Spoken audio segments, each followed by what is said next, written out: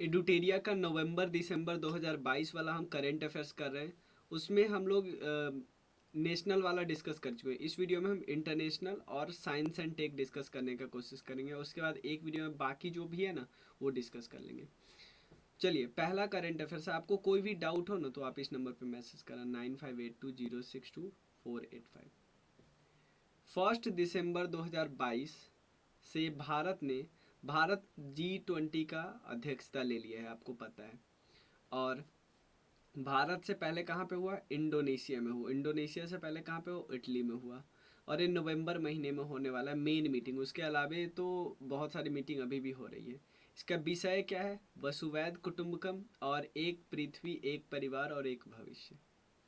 उसके अलावा एक रिपोर्ट है, नाम क्या है? State of global water resources.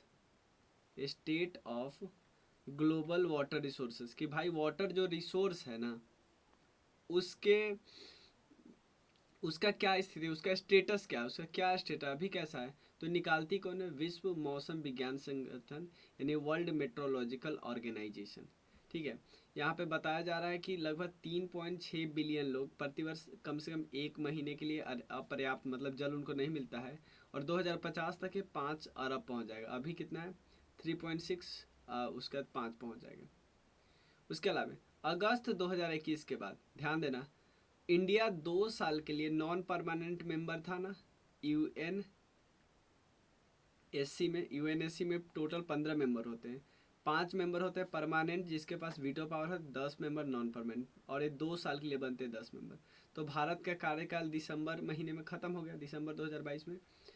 लेकिन भारत 2 बार एक एक महीने के लिए पूरे यूएनएससी का प्रेसिडेंट बना था। एक बारी अगस्त 2021 में और एक बारी दिसंबर 2022 में। ठीक है, दिसंबर 2022 में और अगस्त 2021 में। पूरा दिसंबर और पूरा अगस्त, ये 21 की बात है, ये 22 की बात। उसके अलावा वियना में पता है एक वासेनार व्यवस्था होता है, ठीक है ना, वासेनार व्यवस्था। इसका अध्यक्षता भारत को मिला है। कितने साल के लिए? 1 साल के लिए, याद रखना, 1 वर्ष के लिए वासेनार जो अरेंजमेंट होता है उसका भारत प्रेसिडेंट बन चुका है। उसके अलावा वैश्विक जो एविएशन सिक्योरिटी वाली जो रैंकिंग आती है, सुरक्षा रैंकिंग आती है, वो कौन करता है? International civil aviation organisation. International civil aviation organisation. पहला स्थान है सिंगापुर, इंडिया का स्थान है 48वां। उसके अलावा भारत और जर्मनी ने प्रवासन यानी माइग्रेशन और गतिशीलता के लिए समझौता हासिल किया कि भारत से डायरेक्ट लोग जा सकते हैं, स्किल वहाँ जर्मनी जा सकते हैं, काम कर सकते हैं, रह सकते हैं, पढ़ाई कर सकते हैं। इसके रिलेटेड जो बात हुआ माइग्रेशन से रिलेटेड। उसके अलावा दक्षिण अंडमान सागर में जो साउथ अंडमान है वहाँ पे एक चक्रवाती तूफान आया। क्या नाम है उसका? मैंडूस। नामाकरण किसने किया? यूएई ने किया, याद रखिए। मैंडूस कहाँ पे है? दक्षिण अंडमान सागर में है और ये चेन्नई के तट पे टकरा है, याद रखिए। उसके अलावा भारत और सेंट्रल एशिया का बैठक हुआ, ठीक है ना। और कौन लोग थे? राष्ट्रीय सुरक्षा सलाहकार थे, याद रखना। और न्यू दिल्ली में हुआ। उसके अलावा 12th world Hindi summit. World Hindi summit ये कहाँ पे हुआ? फिजी में। वर्ल्ड हिंदी समिट फिजी में हुआ और भारत के विदेश मंत्रालय द्वारा आयोजित किया गया। भारत के विदेश मंत्रालय द्वारा।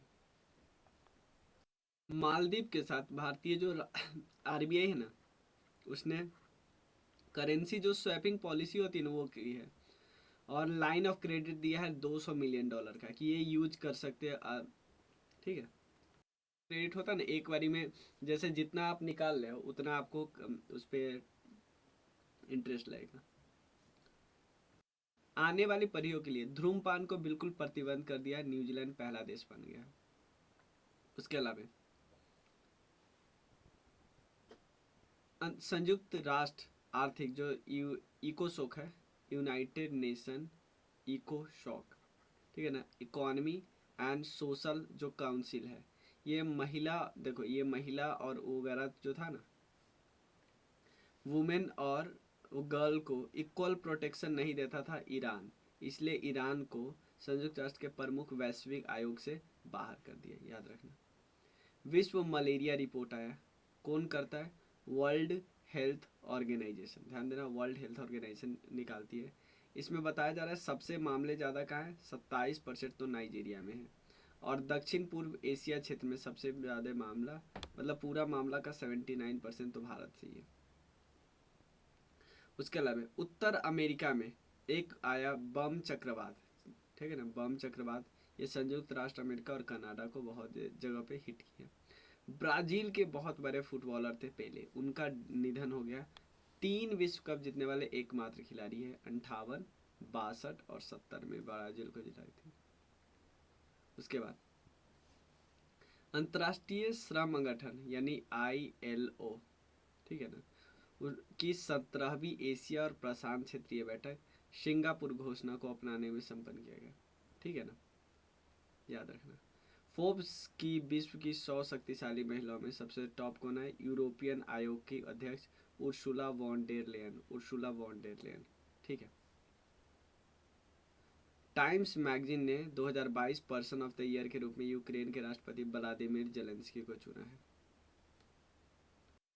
वेस्ट कंट्रीज 2022 की रैंकिंग में, और 21 के द्वारा जारी किया गया, यूएस की न्यूज एंड वर्ल्ड रिपोर्ट द्वारा, US news and world report द्वारा जारी किया जाता है। प्रथम स्थान क्या है, स्विट्जरलैंड को, भारत का स्थान है 31वां, टोटल 85 देश में, लास्ट है बेलारूस।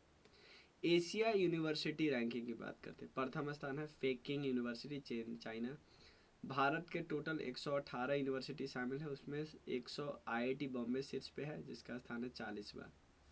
शीर्ष 200 में से 19 भारतीय विश्वविद्यालय है।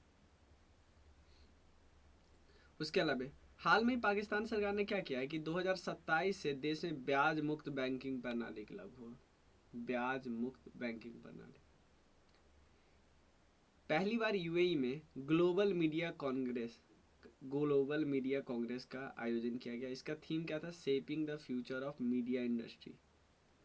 उसके बाद UNFCC, इसका COP27 कहाँ पे हुआ, मिस्र के यानी इजिप्ट के सम अल अरक में, ठीक है ना।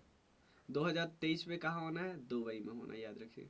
जलवायु क्लाइमेट चेंज, वो जो उसका जो प्रदर्शन है उसका सूचकांक, यानी कौन निकालते हैं, जर्मन वॉच और institute of climate action network निकालती है। और शुरू का जो 3 स्थान है ना वो बिल्कुल रिक्त है। चौथा स्थान है डेनमार्क का, भारत का स्थान है 8वां, ठीक है। उसके अलावा 15 से 16 नवंबर को इंडोनेशिया के बाली में G20 शिखर सम्मेलन का आयोजन हुआ। इसका थीम क्या था, रिकवर टुगेदर रिकवर स्ट्रॉन्गर, ठीक है, रिकवर टुगेदर रिकवर स्ट्रॉन्गर।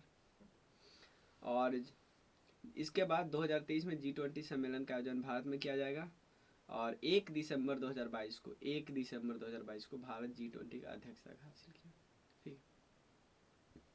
कौन से दिन 8 अरब पहुंच गया पॉपुलेशन, 15 नवंबर 2022 को, इसको बोलते हैं डे ऑफ 8 बिलियन, इंपॉर्टेंट है, पूछ सकता है। हाल में ही पूर्वी तिमोर मतलब ईस्ट टाइमोर, अभी तक एशियान में 10 देश थे, ये 11वां देश बनेगा। 1967 में आसियान का गठन हुआ था। बाली में आयोजित G20 समिट में ब्रिटिश प्रधानमंत्री ऋषि सुनक ने UK India young professional scheme की शुरुआत की, जिसमें भारतीय 2 साल तक यूके में जाके काम कर सकते हैं। हाल में ही भारत को 2022-23 के लिए global partnership on artificial intelligence का अध्यक्ष चुना गया है। GPAI में 25 देश है जिसमें भारत भी शामिल है। हाल में ही ऑस्ट्रेलिया ने भारत के साथ मुक्त व्यापार समझौते को मंजूरी दी है, ठीक है ना, ETCA पर हस्ताक्षरित किया दोनों ने, ETCA।